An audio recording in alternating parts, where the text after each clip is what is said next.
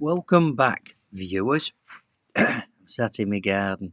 The sun's just gone down, and I've had a tin of beer.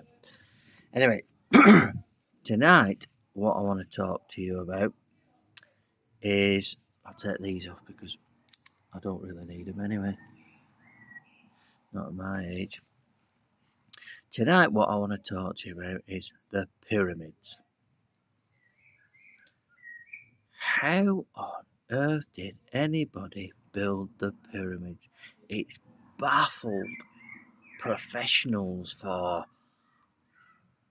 millennia. So a lot of people have come up with a lot of theories about how the pyramids are built. And when you analyse every single one of them, it's complete nonsense. I've never heard out as daft in all my days some of the ideas. One of them was that they dug a canal from the River Nile and transported these huge pieces of stone by floating them on little buoys, Bouy's, made out of goat skin with straps underneath the stone, and they just floated along down the canal. Effortless. What a load of piggy nonsense that is. It's just ridiculous. There wouldn't be enough goats in Egypt to float one of them, let alone all the others, even if it was possible to build a pigging canal. In all that sand that's going to keep collapsing, and you fill it full of water, and where does it go? Through the sand. You're not going to seal it. It's not like building the Rochdale Canal where it's all solid clay, and all you've got to do is dig it out. Now, different thing altogether. So, there's that's one theory, and how did they lift the blocks was another massive thing. Let's supposing that they were just landed there via TP or somebody, PARS perhaps, and they dropped them on site. How on earth did they get them up to the heights that they got them up to? And how on earth did they manage to cut through them with perfect arches so that they could get from one chamber to another? I've seen these things and it is staggering, absolutely staggering that somebody could cut an arch through this piece of stone that may be 10 foot wide, and they cut a perfect arch right through the middle of it and not a chisel mark to be seen. Absolutely astounding, because it didn't happen. Not like that anyway. So, boy oh boy. Let's just say that the whole stone thing never happened. It couldn't do. They couldn't get them there, and they couldn't lift them or do what they had to do with them in the first place. For goodness sake, we're going back so far. The wheel hadn't been invented. That's how far back it is, and modern man cannot fathom out how on earth somebody's done it. And say it must have been aliens. Well, what a load of codswallop.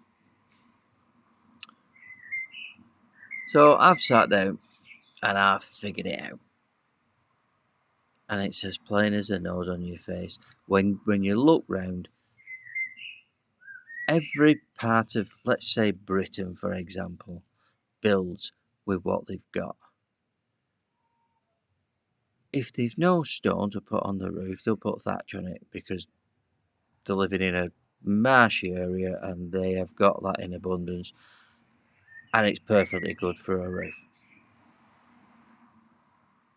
People in Yorkshire build with stone because they've got plenty, but people in Cheshire build with brick because all they've got is mud, and they just bake it into bricks, blah de blah de blah.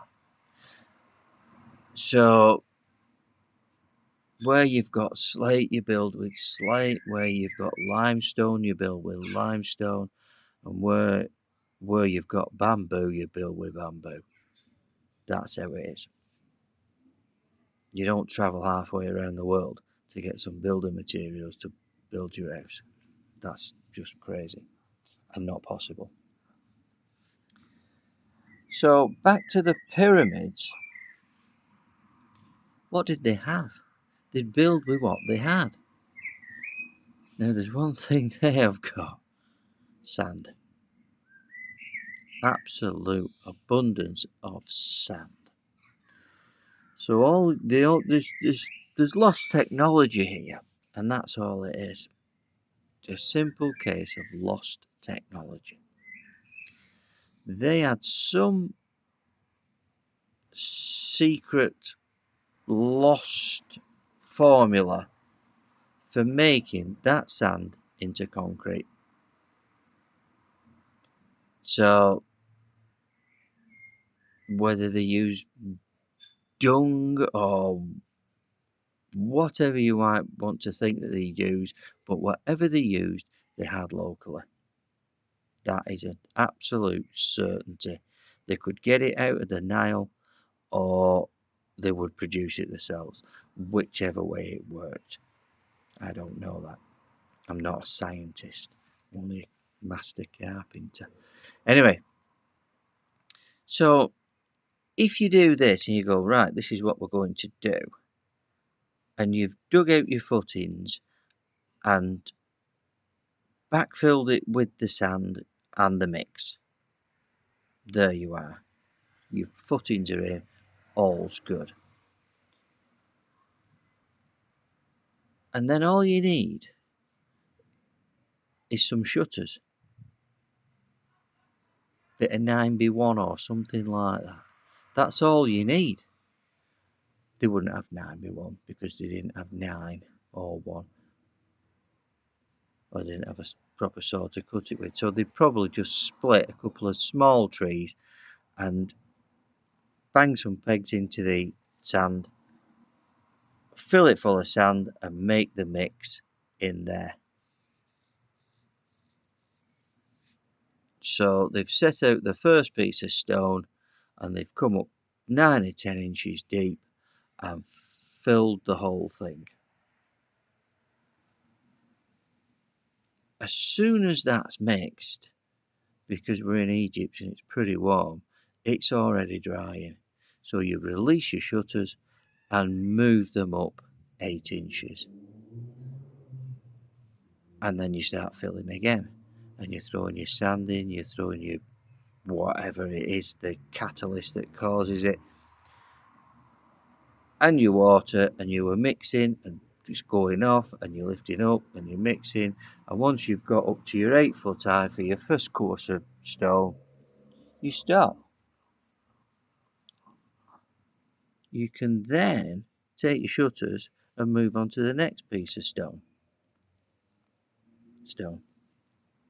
and move on to the next one and the next one, and all you're doing is moving small timbers and buckets full of sand, because they didn't have a wheelbarrow, did they? They might have had a barrow, but it didn't have a wheel on the front of it. And then you're just moving up and up and up. Where you want to form an arch, you just build that in some rough timbers and just make an arch and just concrete over the top of it. Come on. You don't need to be, well, you don't need to be a rocket scientist to work this one out, but obviously you need to be a carpenter to work this one out, because the rocket scientist couldn't do it. Anyway, I think that's all I've got to say. Out.